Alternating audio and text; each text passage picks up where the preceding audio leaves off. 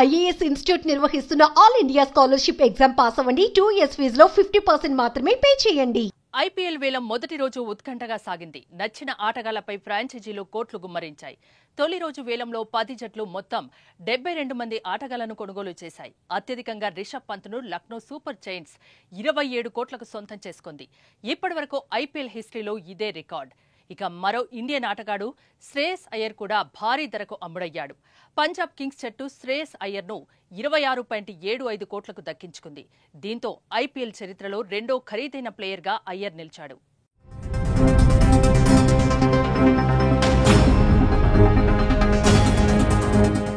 ఇక ఆల్రౌండర్ వెంకటేష్ అయ్యర్ను 23.75 కోట్లకు కేకేఆర్ కొనుగోలు చేయడంతో మూడో స్థానంలో నిలిచాడు.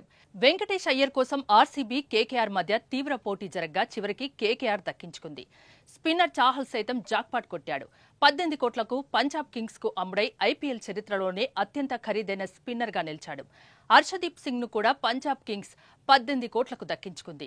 గత సీజన్లో 24.75 కోట్లకు అమ్ముడై రికార్డు సృష్టించిన ఆసీస్ బౌలర్ మిచెల్ స్టార్క్ ధర ఈసారి భారీగా పడిపోయింది. ఈ వేలంలో ఢిల్లీ క్యాపిటల్స్ స్టార్క్ ను 11.75 కోట్లకు సొంతం చేసుకుంది.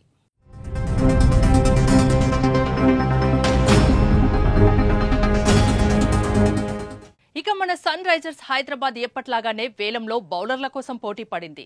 రిటైన్ చేసుకున్న ఆటగాళ్ల కోసం 75 కోట్లు ఖర్చు చేసిన ఎస్ఆర్హెచ్ కేవలం 45 కోట్లతో ఆదివారం వేలంలో పాల్గొంది.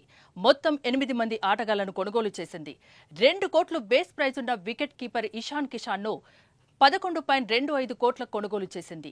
ఇండియా పేసర్ మహమ్మద్ షమీ కోసం 10 కోట్ల రూపాయల్ని వెచ్చించింది. హర్షల్ పటేల్ ను 8 కోట్లు, రాహుల్ చౌహర్ 3.2 కోట్లు, ఆస్ట్రేలియా స్పిన్నర్ ఆడమ్ చంపా 2.4 కోట్లు, అభినవ్ మనోహర్ 3.2 కోట్లు, సిమర్జిత్ సింగ్ 1.5 కోట్లు, అథర్వ తైదేను 30 లక్షల కొనుగోలు చేసింది.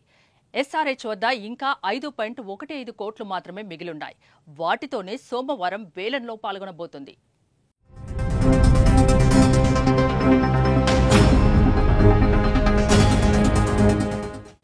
సన్ రైజర్స్ హైదరాబాద్ రిటైన్ చేసుకున్న వారిలో Pat Cummins, Abhishek Sharma, Nitish Reddy, Heinrich Klaasen, Travis head ఉన్నారు. వీరితో పాటు నిన్న వేలంలో కొనుగోలు చేసిన 8 మందితో కలిపి మొత్తం 13 మంది ఆటగాళ్లు సన్ రైజర్స్ హైదరాబాద్ వద్ద ఉన్నారు. ఐపీఎల్ నిబంధనల ప్రకారం ఒక జట్టులో అత్యధికంగా 25 మంది ఉండొచ్చు. కనిష్టంగా 21 నుంచి 23 మంది ఆటగాళ్లు ఉండొచ్చు. దీంతో సోమవారం తన దగ్గర 5.15 కోట్లతో 12 మంది స్వదేశీ ఆటగాళ్లు, 4 మంది విదేశీ ఆటగాళ్లను కొనుగోలు చేసే అవకాశం ఉంది. తక్కువ ధరలో మంచి ప్రతిభ కలిగిన ఉన్న ఆటగాళ్లపై ఎస్ఆర్హెచ్ ఈ రోజు ఫోకస్ పెట్టే అవకాశం ఉంటుంది. మరి సోమవారం ఎస్ఆర్హెచ్ కొనుగోలు చేసిన ఆటగాళ్లపై మీ అభిప్రాయం ఏంటో కామెంట్ చేయండి.